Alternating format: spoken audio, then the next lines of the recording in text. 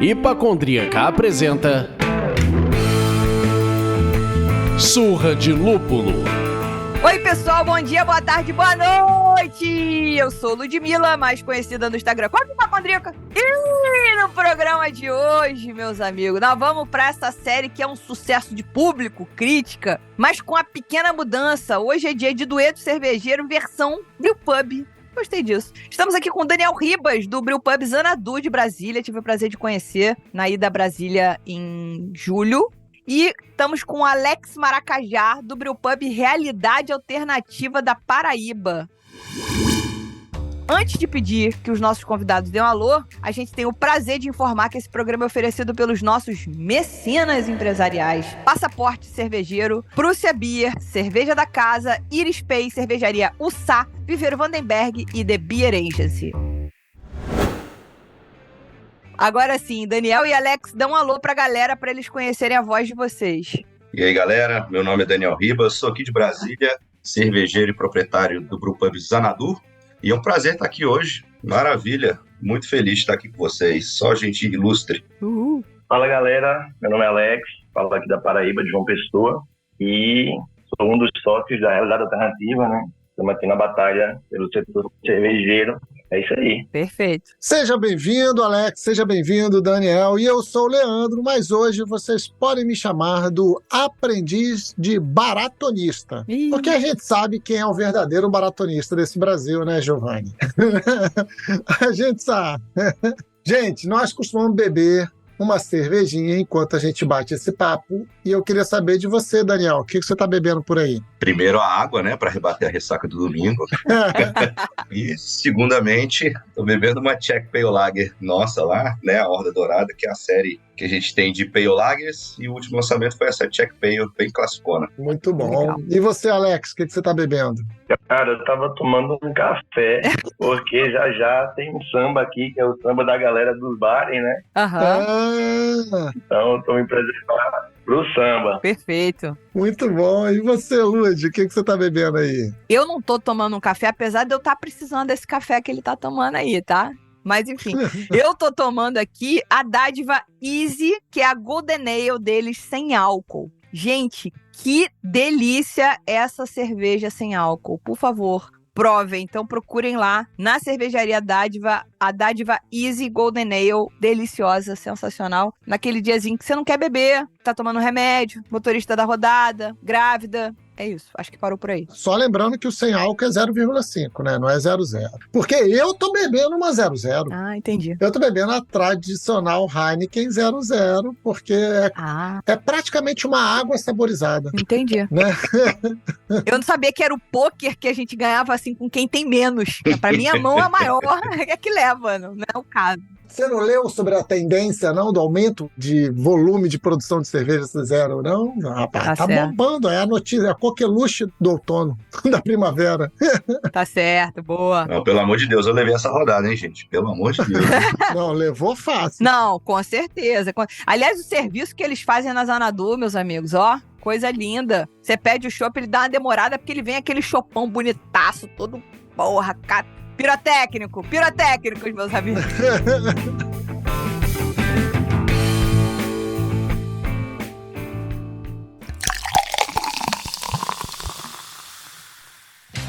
Bom, se você é fã do conteúdo que a gente produz por aqui, se você dá risada com as piadas que fazemos, se você se emociona nas tretas que debatemos, se você aprende alguma coisa aqui, vire um mecenas do Surra de Lúpulo, por meio do site apoia.se/Surra de Lúpulo e escolha o apoio que cabe no seu bolso. Já passou na loja do Surra de Lúpulo? Vista o que você escuta. Tenho certeza que temos uma estampa que é a sua cara. Acesse loja.surradelúpulo.com.br e compre a sua. Enviamos para todo o Brasil. Ah, não pode apoiar com grana agora? Sem problemas. Ajude a gente a chegar mais longe. Basta enviar o link desse episódio para um amigo que gosta de cerveja artesanal ou compartilhar nas suas redes sociais marcando a gente. Estamos em diversas plataformas de streaming, mas o coração enche de amor quando rolam 5 estrelinhas no Spotify. Agora, se fechar o combo 5 estrelas, mais comentário no Apple Podcast, a gente pira de alegria. As avaliações ajudam muito as plataformas a entenderem que o nosso conteúdo é relevante e melhoram muito a distribuição dos episódios.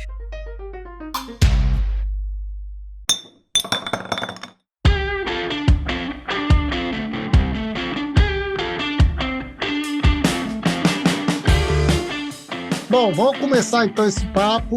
E aí eu acho que a melhor maneira da gente começar, eu vou pedir que cada um falar um pouco sobre o seu brewpub. Tempo de existência, por que escolheram esses nomes, a capacidade de produção. Se tem cozinha, a Lud já entregou aqui que tem o Xanadu tem cozinha, história do negócio, etc. Contem um pouquinho da história. Alex, quer começar, por favor? A gente está aberto tem 2 anos e meio, né? Nós começamos no meio da pandemia. E logo que a gente alugou o imóvel para montar o brewpub, a gente alugou em novembro e a pandemia começou em março, né? Uhum. Então passamos um ano inteiro de obra dentro de pandemia e tentando do jeito que dava. E abrimos em janeiro de 2021 o salão, com as restrições da época, né? E foi isso. O nome Realidade Alternativa, ele vem já do...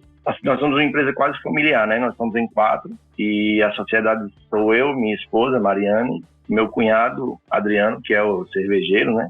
E a gente tem um 4º sócio, que é um amigo, Tiago. Adriano, quando era cervejeiro caseiro, ele já tinha esse nome de Realidade Alternativa, ele é físico e fazia por brincadeira essas cervejas, né? Então a gente assumiu o nome de Realidade Alternativa. Era uma realidade alternativa para cada um, né? Ainda é. Cada um tem suas atividades fora ainda da cervejaria. E a gente linkou com, assim, marolando um dia, né? E não, vamos fazer então cada rótulo como se fosse um portal para uma realidade alternativa. Maneiro! E aí se deu a história, né? A gente pegou portais do mundo geek, do mundo pop, seja livro, enfim, filmes, e fomos montando os rótulos e construindo um storytellingzinho de cada cerveja.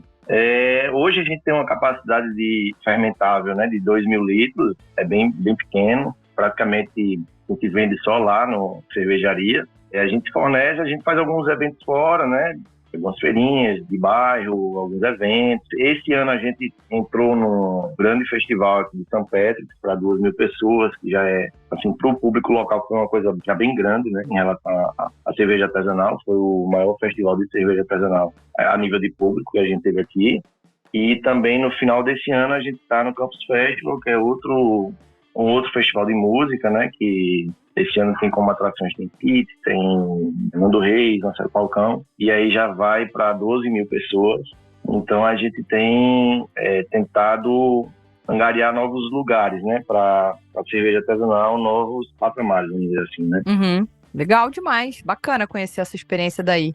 E você, Daniel? Bom, a gente também, o início foi muito parecido, a gente tinha programado a nossa grande abertura para abril de 2020, e em março a gente tinha feito já um soft opening com a galera para testar tudo, e aí final de março fechou tudo, pandemia, e aquele desespero, a gente não tinha, no nosso projeto, a gente não tinha invase, não tinha nada dedicado à entrega, nada assim, então para nós foi desesperador no momento, que era realmente desenhado para servir só ao nosso brewpub, né, a nossa produção. Uhum. E aí a gente ficou ali alguns meses, a gente teve alguns problemas, a questão do mapa também, que acabou havendo um desentendimento entre a Secretaria de Agricultura aqui do DF e o Ministério e tal. E aí no final do ano, em novembro, né, de 2020, a gente finalmente fez a grande abertura e tal, e aí desde lá temos funcionado direto, né. Uhum. A Xanadu vem da ocidentalização de Chengdu, que era uma capital do Império Mongol. Então toda aquela história de Gengis Khan, Kublai Khan e tal,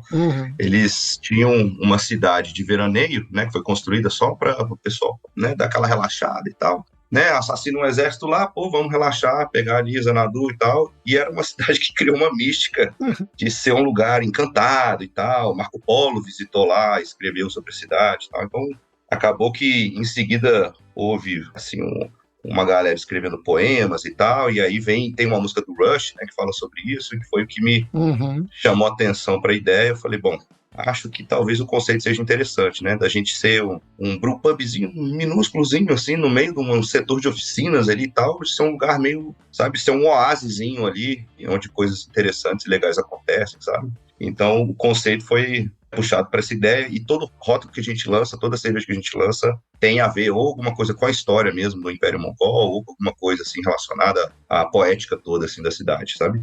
E a nossa capacidade é menor ainda, então a gente tem 3 tanques de 250 litros, então basicamente eles, né, girando eles todo mês, dá 750 litros mês, realmente só para atender o próprio brewpub. A gente participa assim de pequenos festivais cervejeiros, mais para divulgação mesmo, né, para o pessoal conhecer, e às vezes com algum parceiro assim que tem algum PDV, algum ponto de venda legal, que a gente faz essas parcerias, bota cerveja lá e tal, mas o nosso foco é realmente atender o nosso próprio brewpub, né? Lá tem cozinha, né? Tem petisco, como a Lud falou. Então, assim, é bem enxuto. A gente tem 5 petiscos, por enquanto, mas que atendem, assim, né? O pessoal que vai lá tomar uma cerveja tem, assim, alguma coisa interessante para deixar ali beliscando na mesa, né? E o pessoal não ficar com fome. Muito legal. Então, basicamente isso. Modesto! Bom, eu gostei dos 2 conceitos. Acho que o primeiro encontro aqui do Duetos é que a gente tá falando de nerds. Aqui eu já percebi que somos nerds, somos todos nerds. Já tô feliz aqui que eu tô entre os nossos. Já curti. Não, perfeito.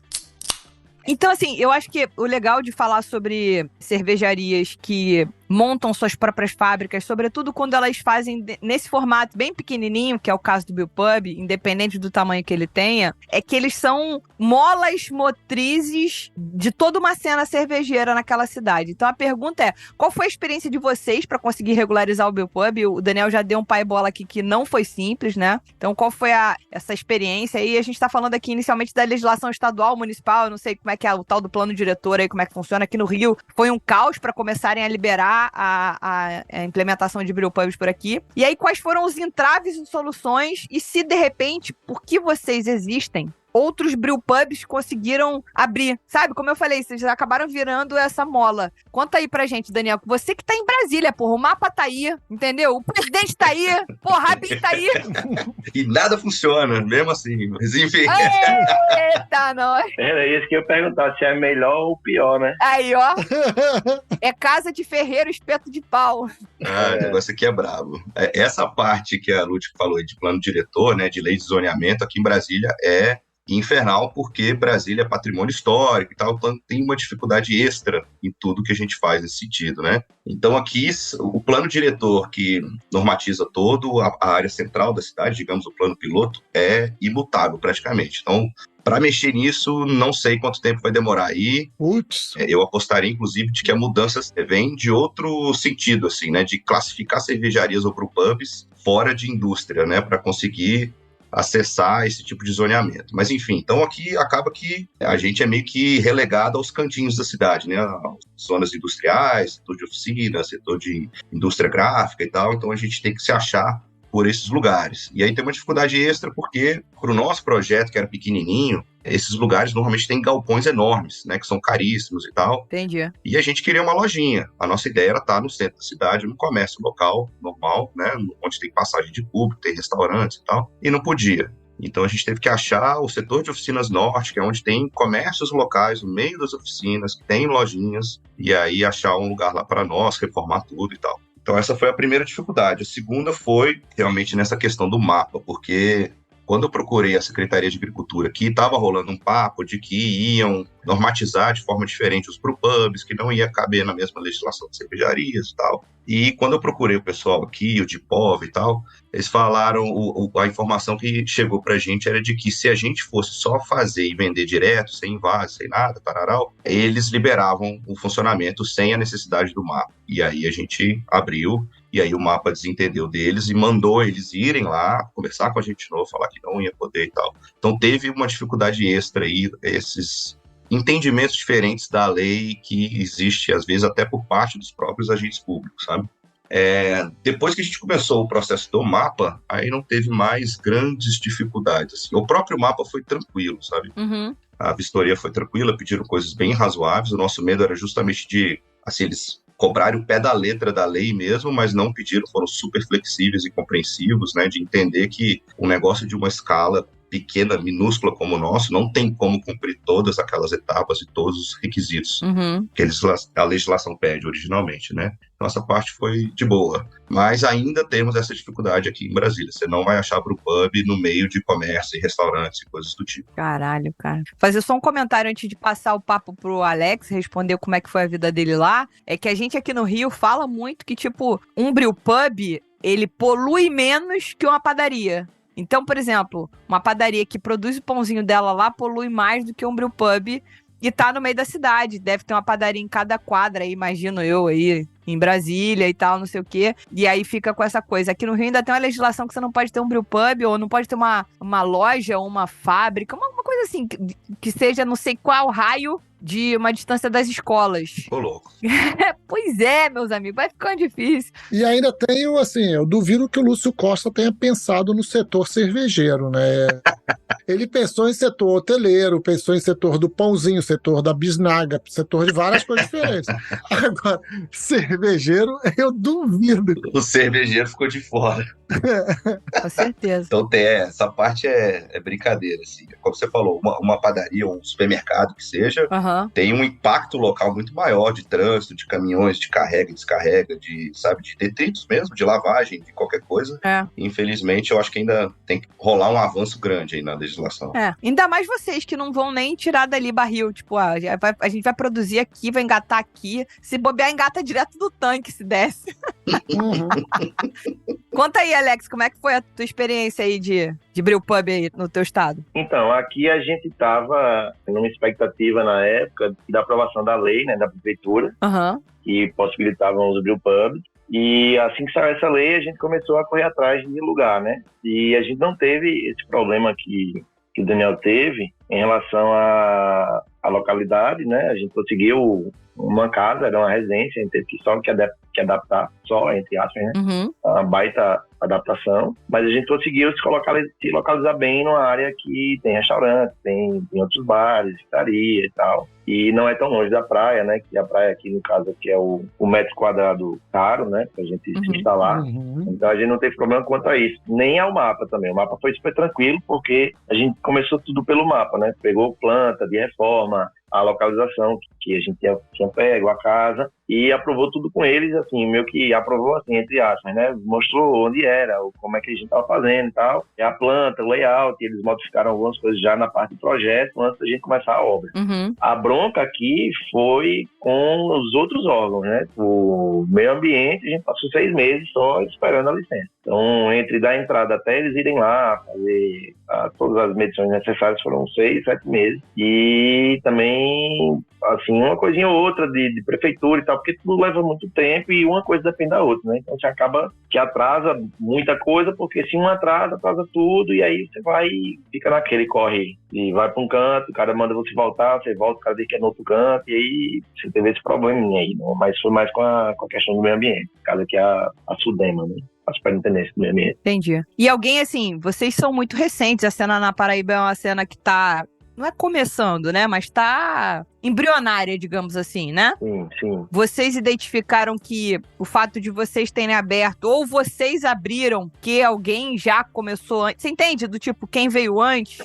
Até você também, o Daniel, trazer essa experiência de Brasília. Quem mais tem brewpub na cidade, mesmo que seja no setor de oficinas, enfim? Vamos lá. Aqui em João Pessoa, na verdade, que é a capital, nós somos os primeiros, né, de brewpub. Depois a gente abriu mais um, que era também um parceiro que já vinha na batalha, né, para cervejeiro caseiro, de acerva e tal.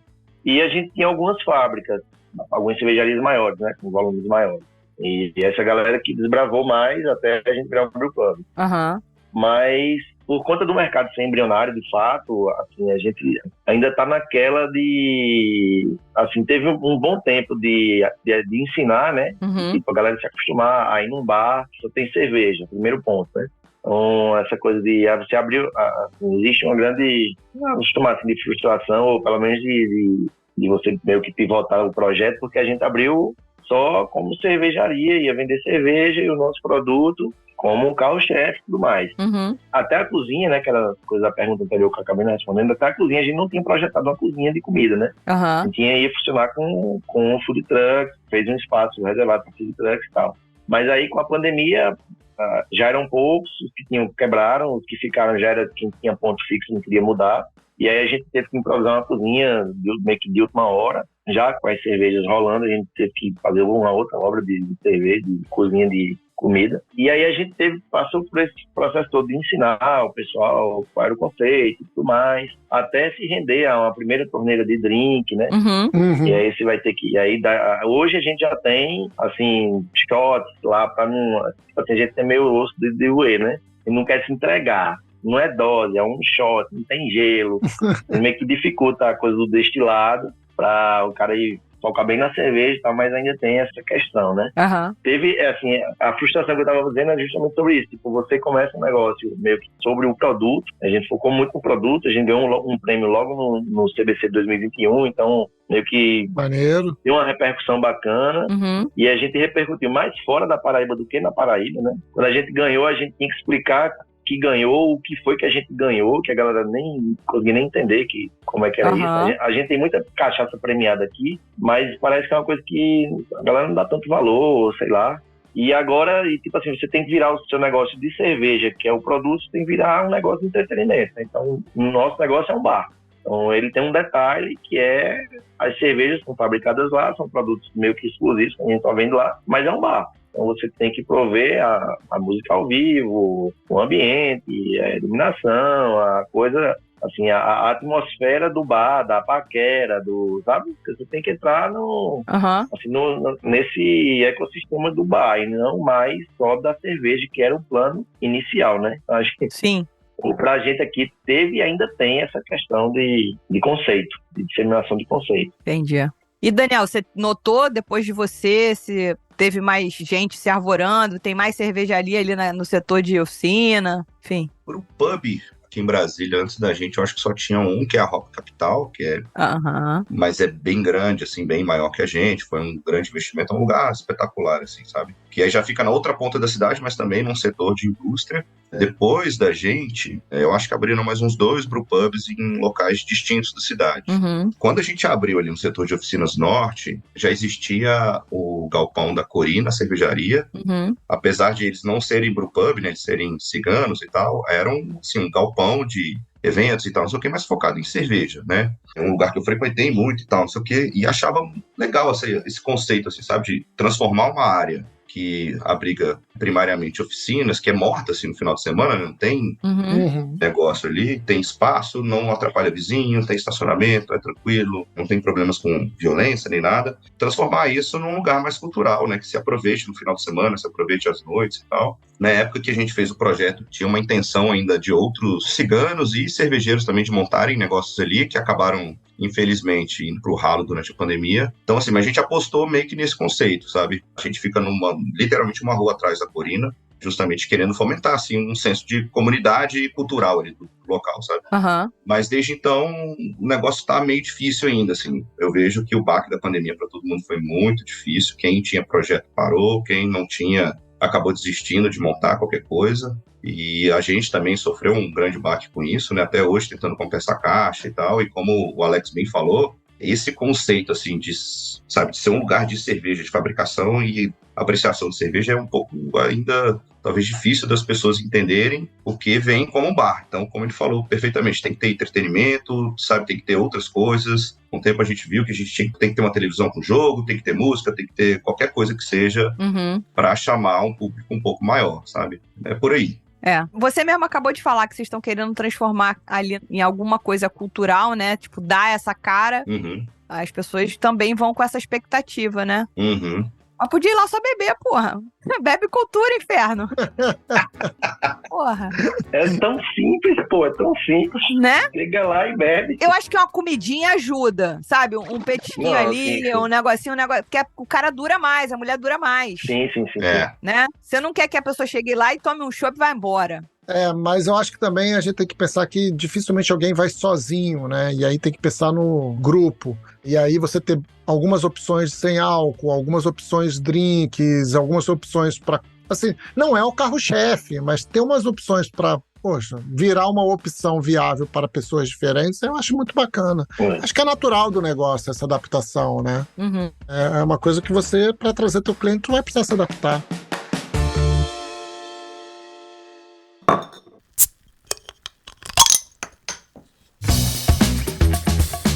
E aí eu queria falar um pouco desse lance da adaptação, puxar isso como gancho e entender o que vocês percebem como futuro. Porque, assim, ambos comentaram aqui sobre vocês produzirem a cerveja e darem vazão diretamente nos brewpubs de vocês, né? E aí, qual é a visão de futuro que vocês percebem para envase? Se vocês têm ideia de levar isso, começar a envasar a cerveja para mandar para outros bares, começar a trabalhar em lojas, abrir um e-commerce, por qual, assim... E por que isso sinaliza como interessante para vocês? Vamos lá, Daniel, por favor. A gente tem planos assim de certos tipos de expansão, né? Então, pegar os carros-chefes assim que a gente vende, que seja a Lager ou a IPA, qualquer coisa do tipo, e a gente conseguir fazer isso de forma cigana numa fábrica maior, que tenha volume e tal, e envase, para fazer essa disseminação da marca mesmo, né? Para a gente estar em mais lugares além do nosso brewpub.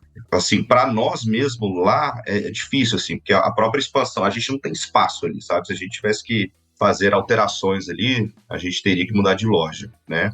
Então, assim, a nossa ideia é continuar, de fato, com o brewpub sendo ali o ponto de quem tem o interesse mesmo de cerveja, de ir lá consumir e tal, mas está com a marca presente em mais lugares, mas de forma, né, terceirizada, se enganando em quem tem a capacidade, quem tem a qualidade, que a gente consegue entregar do brewpub, que a gente consiga também fazer isso de forma cigana. Entendi. E você, Alex? Assim, no começo, logo que a gente abriu, como a gente teve a questão da exposição por conta do prêmio, a gente meio que foi catapultado na história do invase e vamos dizer assim, do avanço geográfico, né? Então a gente tem muita demanda para mandar cerveja para aí, para o sul, sudeste e tal. E a gente meio que fez isso atropelado porque tem que aproveitar a exposição toda do concurso. Então a gente tentou fazer algumas coisas, mas tudo muito difícil, que a gente está muito longe, né? Uhum. Tá muito longe, fazer com garrafa, cerveja não pasteurizada. Então, assim, alguns e-commerce entraram em contato, mas aí o cara pagava de frete mais do que pagava de cerveja. E isso a gente foi dando uma freada, sabe? Assim, em relação à questão dos invasos e da venda fora do estado. Dentro do estado, a gente começou a perceber que, assim, não adiantava muito a gente vender para terceiro, para um bar terceiro, parceiro, se de fato ele não fosse um bar que tivesse o mínimo de zelo pela cerveja, sabe? Então, a gente testou alguns lugares que a gente recebia foto de cliente, o cara com um copo só espuma, o cara com a cerveja já oxidada, porque o cara não tinha dito que ia botar na geladeira e não botou, né? Com sem câmara fria e tal. Uhum. Então a gente deu uma enxugada e resolveu fazer tudo lá, só lá na cervejaria, com um ou outro que sabe manusear, né? Tipo, tem um bar ali que tá rolando, deixa lá, porque a galera chega falando que tem outras cervejas artesanais, né? Então a gente procurava o cara e montava com o cara também. Mas isso se resumiu a um bar hoje, né? Hoje a gente só tem um cara que vende aqui cerveja nossa. E os invasos a gente deu uma parada geral, porque assim, ficou muito pesada a questão de garrafa, né? De invase, de garrafa. A lata é um puta do investimento para você fazer, então a gente já tinha invasadora de garrafa. Tem uma coisa muito pequenininha que a gente vende lá, também no bar de garrafa, mas eu não penso que o futuro seja isso, sabe? Uhum. Eu vejo muito que o futuro da cerveja artesanal é cada vez mais local, velho, porque o único diferencial que a gente consegue ter, pequeno, é justamente ter cerveja fresca. Então, se você pega a cerveja fresca e viaja com ela, aí você começa a perder justamente o seu ponto forte, sabe? Então, eu acredito muito na coisa local. Agora, a gente sabe que existe um problema que né, quando essa questão de você se adaptar, que o Leandro estava falando, do bar, tem um viés que é o seguinte: o cara que lhe vê como bar, ele lhe compara com outro bar, e aí ele começa a comparar laranjas com bananas, né? Então você tem que ser do preço da cerveja tradicional, do mercado convencional, vamos dizer assim, né? E aí você começa a entrar numa parada que você não consegue acompanhar, saca? Então você vai correr agora atrás de preço, você vai correr atrás de coisas que o seu pequeno volume não lhe permite. E aí, cada vez que você soma isso, às vezes a gente estava vendendo 1 litro num growler, que o preço do rótulo com a garrafa, com o invase, era quase o mesmo preço. Uhum. Entendeu? Então você começa a entrar em discussões que o cara que está ali para comprar, ele não está com a paciência de esperar você explicar, né? Você vai dar uma aula ao cara de custo, de precificação, que o cara não tá nem aí. Isso é um problema seu e ele compara, tipo, mas a Heineken faz. Peraí, pô, comparar comida da tua avó com o cara que tá fazendo comida com a Sadia, sabe? Sim, sim. Então Sim.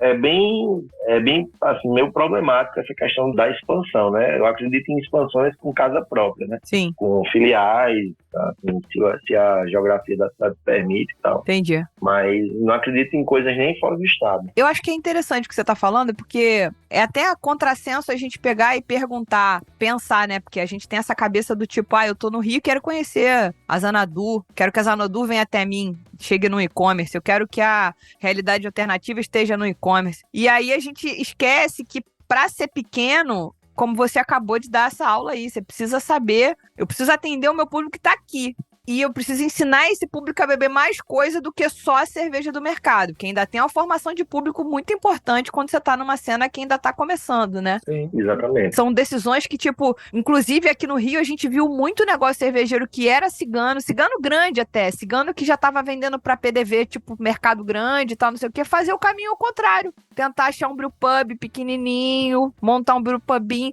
pra servir só o que tá sendo produzido ali. É isso. Ele falou, não quero esse bolo de envasar, eu quero botar no barril e vou botar aqui na minha câmara fria, acabou. Que é um movimento, né? Você não tem que se preocupar com mais cliente, você não tem que correr atrás de vender sua cerveja além do seu próprio lugar, do seu próprio bar, mas também tem essa opção que o Daniel tava falando de se ganhar uma parte da produção. Fiz uma parceria, vou vender uma parte da produção para não sei aonde. Mudou o plano de negócio também, né? Mas como o Alex falou, eu também acho, assim, concordo totalmente, é uma coisa de você respeitar a logística e, assim, as fronteiras do que vai garantir um produto fresco e interessante para o consumidor. Legal. A partir do momento que ele falou ali, você começa a mandar para fora do estado e tal, aí eu acho que realmente perde em duas coisas, porque entra tributação, uma série de coisas que vão encarecer seu produto, e segundo, que vai perder qualidade, não tem como, sabe?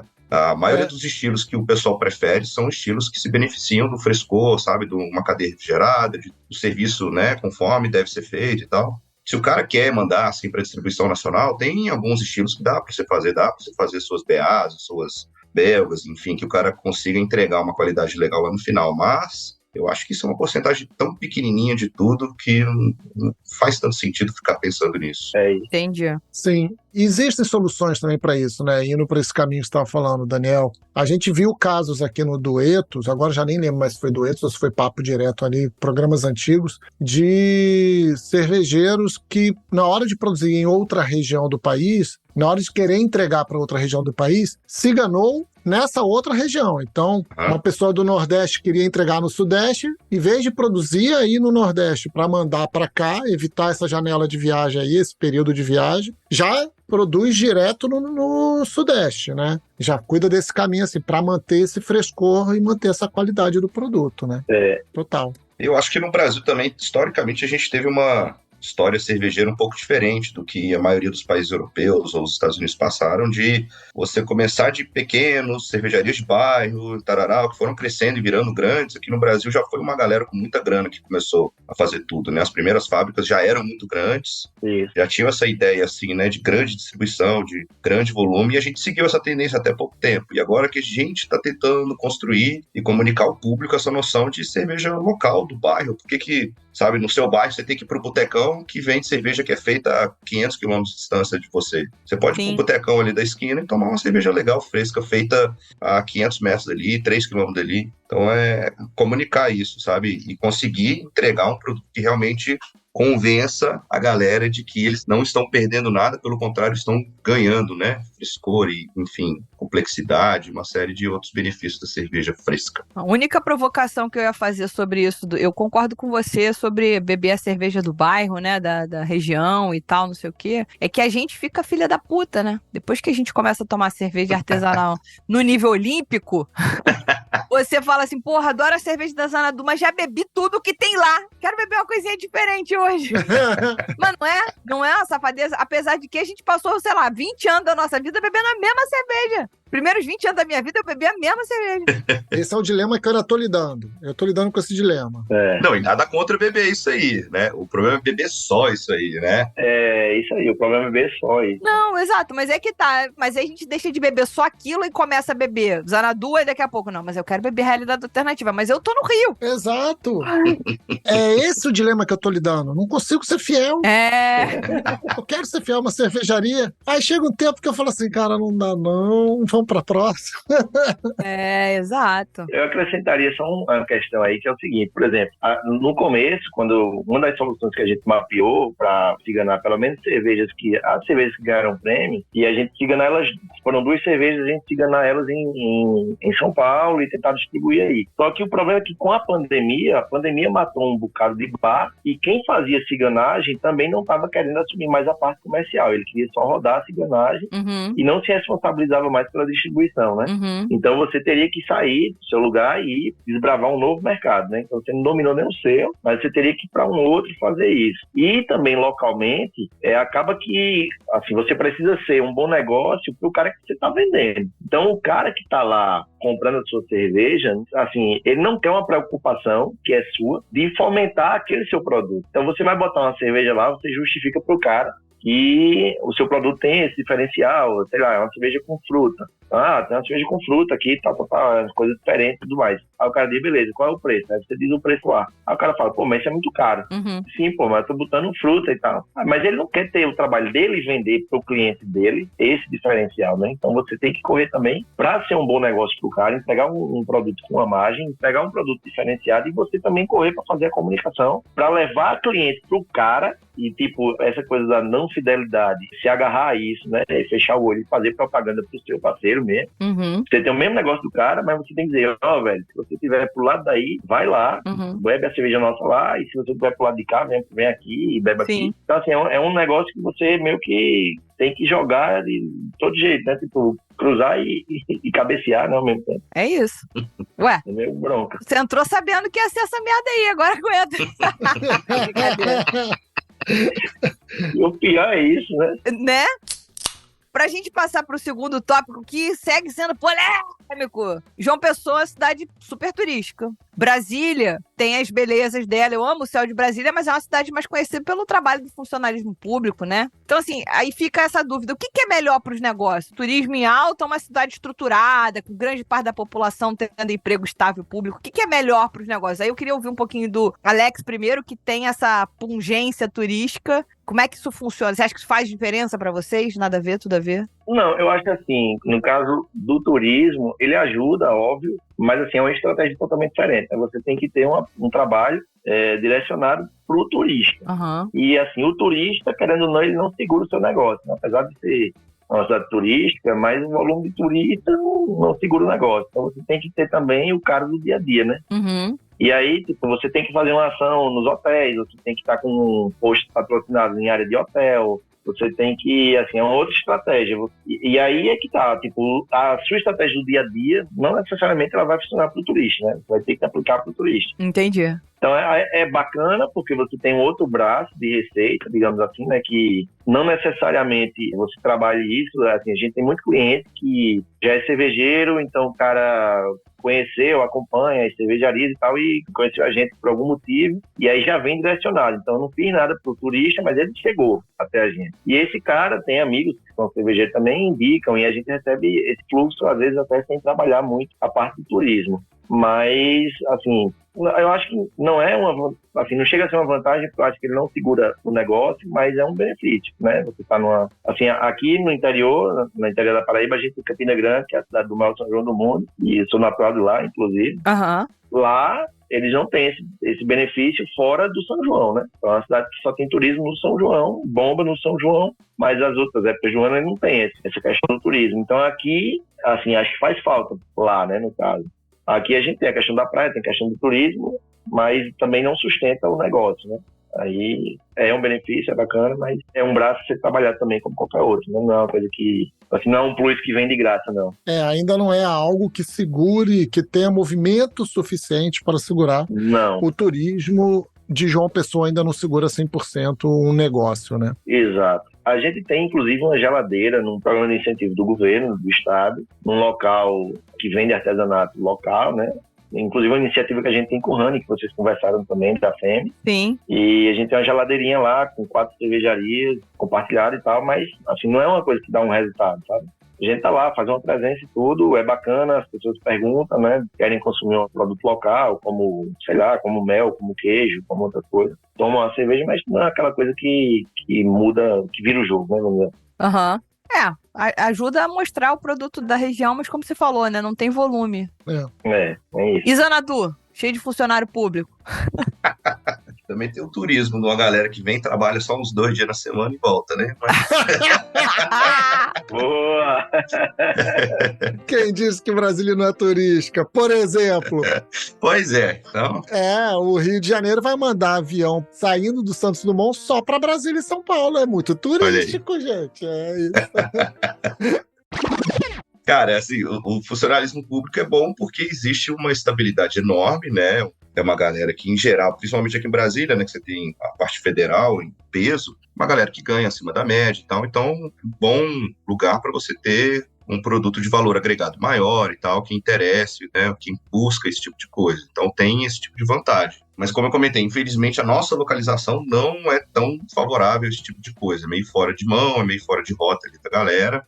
Então, é um trabalho de convencer a galera a sair de casa para ir lá, ver o que está acontecendo e se vale a pena, de fato, ir visitar a Zanadu. Uma das apostas nossas também ali, né, de estar no setor de oficinas norte, é porque tem um bairro em desenvolvimento logo na frente ali, que é o Noroeste, né, que são prédios novos sendo construídos, prédios de alto padrão e tal. Então, foi uma aposta, assim, de quem sabe, né, essa galera que está vindo morar ali também não tem interesse de ter ali, né, do outro lado da BR, uma cervejinha fresca. Então, assim, é positivo, mas a dificuldade é mais atrair essa galera até lá, até a localidade onde a gente está.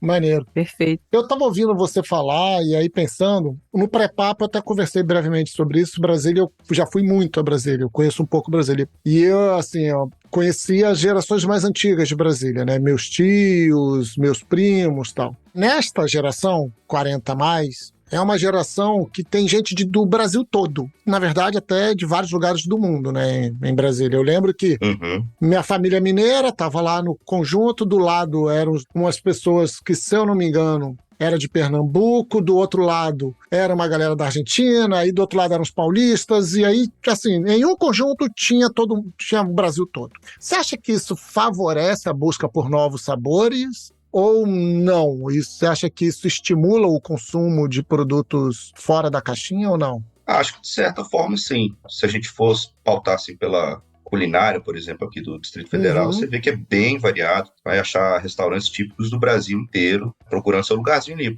Pelo que você falou, né? Você tem gente do país todo que veio ou décadas atrás, ou que ainda chega até hoje, ou que deixou seu legado para as novas gerações. E isso acaba reproduzindo, assim, no tipo de consumo também, com certeza. Eu não tinha pensado sobre isso. Eu acho que isso pode ser um lado positivo, né? Vamos que vamos.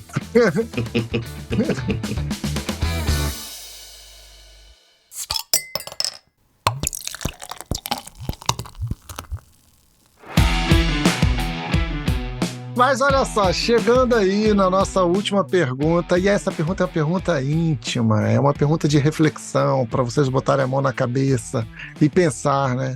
Por que vocês, sabendo que a água era fria, decidiram ser brewpubs e não se enganar? Por que começar por uma fabriqueta que seja e não se enganar? Por que isso?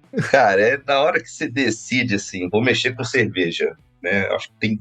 Todos os projetos possíveis passam pela cabeça, né? Se é se enganar, se é só virar funcionário de algum lugar, se é abrir sua própria cervejaria, enfim.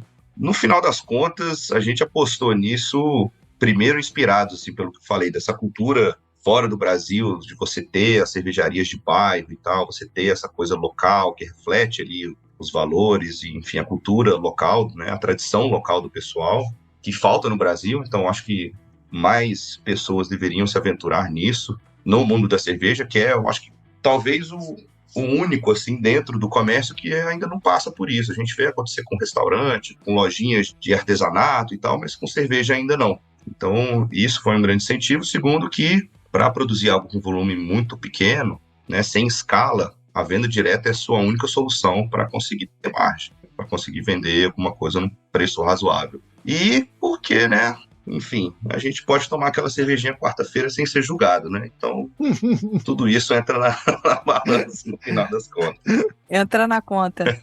Para passar pro Alex, hoje rolou um papo num grupo que eu participo, e aí alguém chegou e falou assim, vocês podiam me contar como é que faz pra abrir uma cervejaria, um grupo de cervejeiros e tal, não sei o quê. Aí o rapaz que foi responder falou, porra, tem certeza? Aí a pessoa retrucou, ou você fala mal, mas não larga. Gente, é difícil largar, porque o buraco é tão embaixo. Você fala, se eu largar agora, eu me lasco todo, me lasco inteira, entendeu? Então é meio que... é um paradoxo, como diria o... Seguindo a brincadeira da água fria, é uma água de cachoeira. Ela é fria, ela bate forte, mas ela, ó, limpa a alma, né? Ela descarrega. Aí tu fica lá... E é aquela máxima também, né? Trabalhe com aquilo que você ama e nunca mais ame aquilo que você amou. Gente, a gente tá sendo muito positivo, gente. Que isso? Ó, galera, vamos abrir os pro pub aí, hein? Isso, vamos abrir. Conta aí, Alex, fala pra gente. Qual foi seu poder de decisão? Veio de onde? Tava de bobeira, sem juízo, tava com a grana no bolso, resolveu falar, porra, eu vou ficar duro agora. Então, eu acho que o pior é isso, né? Você não tem o dinheiro, você não tem o tempo, você já tem problema, aí você vai inventar essa porra, né? Você fez podcast também? No nosso caso, foi porque, assim, aqui por perto, né, a gente só conseguia ciganagem de 1.000 litros. Tinha uma dificuldade extra que a gente tinha que, em todos que a gente procurou na época, só podia se você comprasse o fermentador. E aí você tinha que comprar o fermentador e deixar na fábrica do cara, né?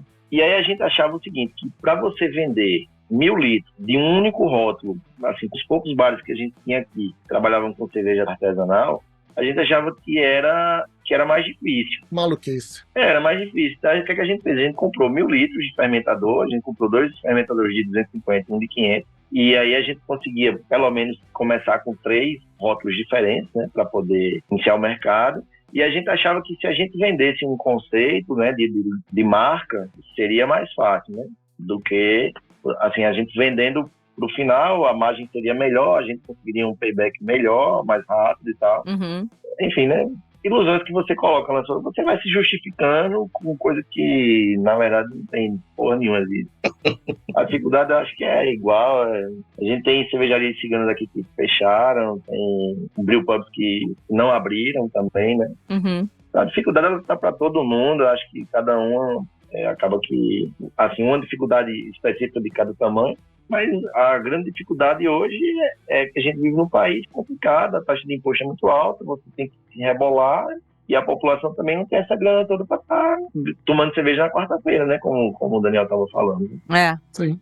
Então, esse que é o problema. A gente abre aqui, por exemplo, a gente abre de quarta a sábado, mas o movimento de pagar a conta é de sexta a sábado. Então, você tem aí 8 dias para você faturar o mês inteiro de conta e ainda tirar uma grana, né? Gente, então vocês estão vendo aí, né? Pô, estamos aqui trabalhando com o bonde da derrota. É o seguinte, esse cara aí, ou essa mulher que queira abrir essa cervejaria, passa meu contato, ela já tem uma aberta aqui. Tô vendendo. Tá à venda, gente? Claro que tá à venda. Eu tô vendendo, se você quiser. Tá à venda. Surgindo uma oportunidade pelo preço certo, né? Essa também. Por que não, né? Pelo preço certo, qualquer R$5 leva. Ai, gente, eu acho que é uma quebração de pedra tremenda, assim, a gente vê muitas cervejarias e cervejeiros que estiveram aqui conosco contando essa dificuldade, mas a gente ama o mercado cervejeiro e a gente tá feliz que vocês existem, então força, guerreiros!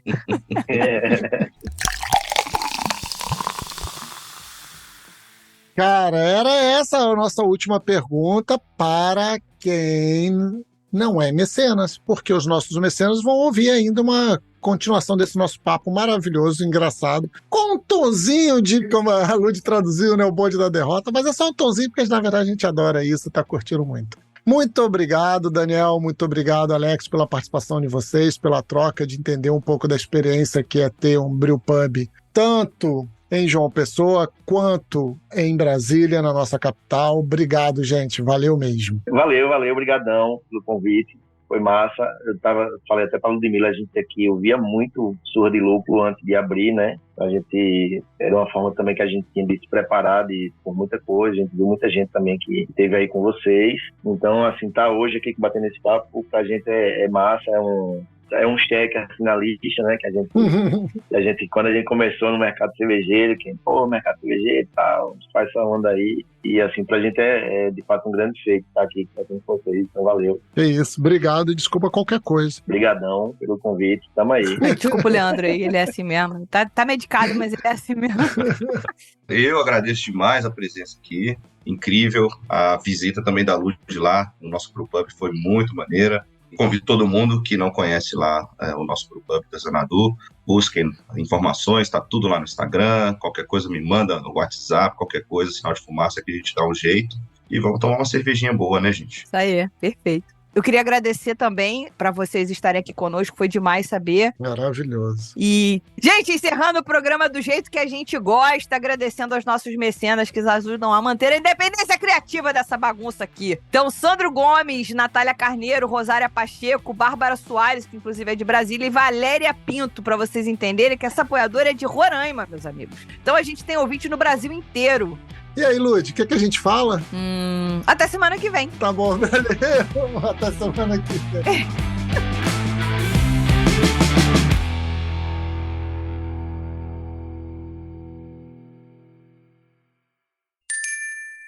Beba menos, beba melhor. Beba com moderação.